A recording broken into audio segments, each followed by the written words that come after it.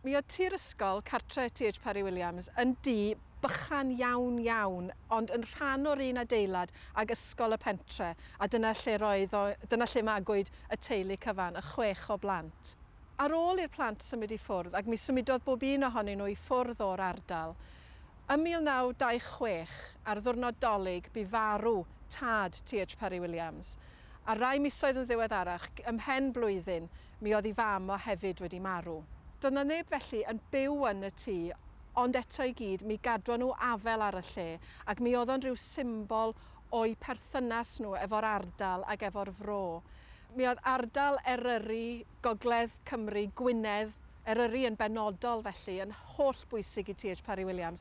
Dyma lle oedd o'n teimlo bod o'n perthyn, ac yn y gerdd Bro, mae o'n dweud mae darnau ohonof ar wasgar ar hyd y fro. A canolbwynt y fro yma, lle oedd y cyfan yn gwreiddio ohono fo, oedd tir ysgol, sef y cartre. Ac yn y gerdd, beth mae'n sôn amdano fo ydy, mae'r cyrn yn mygu, bob un a hyn, mae pobl y pentre yn gweld bod yna rhywun yna oherwydd mae mwg yn dod allan o'r simneuau, felly'n amlwg mae yna rhywun yn aros, ond os yna neb yna'n byw ar ôl y chwalfa fawr. Y chwalfa fawr, wrth gwrs, marwolaeth i rieni fo. A bod y teulu, y plant, ond yn dod yna am fus o wyliau mwy neu lai mwyn cael seibiant bach o'r dre.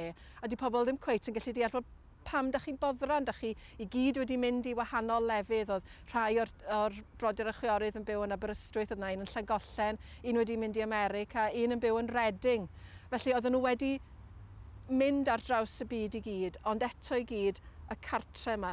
Dyma pam oedd rhaid iddyn nhw gadw gafael ar y lle, rhag ofn bod y ddau oedd yn y gro, y ddau oedd yn y tir, i rhieni nhw, sy'n hwyro bod y drws wedi gloi. Dwi'n hoff iawn o'r gerdd yma, mae'n rhoi profiad personol iawn. Mae'n arbennig o bersonol i fi oherwydd chwaer fach T.H. Parry-Williams, Eirwen, y chwaer ienga, oedd fy nain ni. Felly dwi wedi tyfu fyny efo straeon teulu, a mae mam yn cofio yn aml iawn mynd i dir ysgol ei hun ac mynd i aros yn yr ardal efo teulu a ffrindiau felly. So am y rheswm personol yna, dwi'n teimlo agosatrwydd at y gerdd, ond yn fwy na hynny, dwi'n teimlo bod i yn deud rhywbeth am gartref, am werthoedd eich teulu chi, pwysigrwydd teulu, pwysigrwydd yr ardal lle ydych chi'n cael eich magu, a dim ots pa mor bell ydych chi'n mynd o lle ydych chi'n cael eich magu, bod yn bwysig bod ni yn cofio yr hyn sydd wedi'n creu ni, a'r hyn sydd wedi wneud ni i fod yn ni.